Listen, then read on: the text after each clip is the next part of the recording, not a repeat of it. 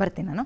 ಶ್ವೇತಾ ಅವರೇ, ನಾವು ಭೂಮಿ ಕೊಡಲ್ಲ, ನಮ್ಮ ಮನೆಯಲ್ಲಿ ಹಸು ಕರುಗಳಿದಾವೆ, ತಗೊಂಡು ಎಲ್ಲಿ ಹೋಗೋಣ, ಇರೋ ಭೂಮಿಯನ್ನು ಕಳ್ಕೊಂಡು ನಿಮ್ಮ ಹಣ ಖಾಲಿ ಆದ್ಮೇಲೆ ನಾವೇನು ಮಣ್ಣು ತಿನ್ನೋಣ, ಈ ರೀತಿಯ ಸ್ಟೇಟ್ಮೆಂಟ್ಗಳನ್ನು ನೀವು ಹಲವಾರು ಸ್ಟೇಜ್ಗಳಲ್ಲಿ ಕೊಟ್ಟಿದ್ದೀರಿ, ನಾನು ಕೂಡ ಕೇಳಿಸ್ಕೊಂಡಿದ್ದೀನಿ.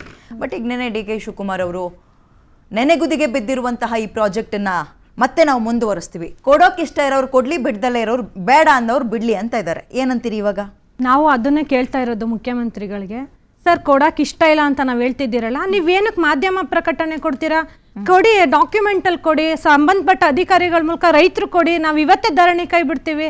ನಾವೇನು ಬಿಸ್ನೆಸ್ ಮನ್ಗಳಲ್ಲ ಮ್ಯಾಮ್, ದಿನ ನಾವು ಹೋರಾಟ ಮಾಡ್ತಾ ಇದ್ದೀವಿ. ದಿನ 515 ದಿನದಿಂದ ರೈತ ಬಂದು ಹೋರಾಟಕ್ಕೆ ಕೂತಿದ್ದಾನೆ ಅಂದ್ರೆ ಅವ್ನ ಜೀವನದ ಪರಿಸ್ಥಿತಿ ಏನು ಅಂತ ಈ ರಾಜ್ಯ ಸರ್ಕಾರ ಮುಖ್ಯಮಂತ್ರಿ ಸದ್ಯ ಮರ್ತೋಗ್ಬಿಟ್ಟಿದೆ. ಅವರು ಮಂತ್ರಿ ಆಗಿದ್ದು ಸಂತೋಷನೇ, ಆದ್ರೆ ಒಂದ್ ಹೇಳೋದು, ಅವ್ರು ನಮ್ನೇನ್ ಅನ್ಕೋಬಿಟ್ಟಿದ್ದಾರೆ, ಅವ್ರೇನೋ ಒಂದ್ ಮಾತಾಡ್ತಿರ್ತಾರೆ, ಅದಕ್ಕೆ ನಾವು ಒಂಥರ ಪದ ತರ ಏನಂದ್ರೆ ಅದ್ ಹೇಳ್ಬಿಟ್ಟು ಹೋಗ್ತಿದ್ದಾರೆ. ಅವ್ರ ರೈತರೇನ್ ಬಿಸ್ನೆಸ್ ಮ್ಯಾನ್ ಇಲ್ಲ, ಅವ್ರಿಗೇನ್ ರೆಂಟ್ ಬರುತ್ತೆ ಅಲ್ಲ ಮ್ಯಾಮ್, ಹಸುಗಳು ಕಟ್ಟಾಕ್ಬೇಕು, ಹಾಲ್ ಕರಿಬೇಕು, ಇದೆಲ್ಲ ಬಿಟ್ಟು ಹೋರಾಟ ಮಾಡ್ತಾವ್ರ. ಅದನ್ನ ನೋಡಲ್ಲ, ಬರೀ ಆ ಪಕ್ಷದವ್ರು ಈ ಪಕ್ಷದವ್ರು ರಾಜಕೀಯ ಮಾಡ್ಕೊಂಡು ಕೂತ್ಕೋತಿರಲ್ಲ. ರೈತರ ಸಮಸ್ಯೆ ಕೇಳಿ ಅಂದ್ರೆ ಅದನ್ನ ಕೇಳಲ್ಲ.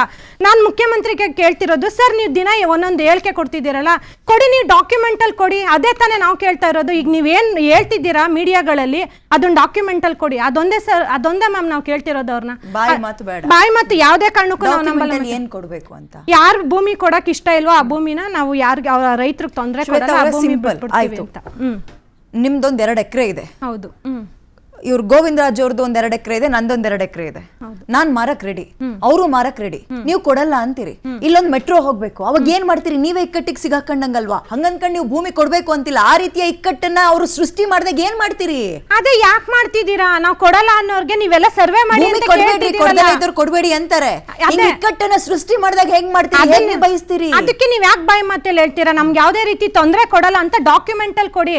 ರೋಡ್ ಅರ್ಧರ್ದು ಕಟ್ ಮಾಡ್ತೀರಾ, ಮೆಟ್ರೋ ಕಟ್ ಮಾಡ್ತೀರಾ, ನೀವೇನ್ ಮಾಡ್ತೀರಾ? ನಮ್ಗೆ ವಾಸ್ತವ ಅಲ್ಲಿ ಏನಿದೆ ಅದನ್ನ ನಮ್ ಡಾಕ್ಯುಮೆಂಟ್ ಅಲ್ಲಿ ಕೊಡಿ. ನಿಮ್ ಬಾಯಿ ಮಾತಿಗೆಲ್ಲ ನಾವ್ ಯಾವ್ದೇ ಕಾರಣಕ್ಕೂ ಜಗ್ಗೋದು ಇಲ್ಲ, ಬಗ್ಗೋದು ಇಲ್ಲ, ನಾವು ಭೂಮಿ ಅಂತೂ ಬಿಟ್ಕೊಡೋದಿಲ್ಲ ಅಂತಾನೆ ನಾವ್ ಹೇಳ್ತಾ ಇರೋದು.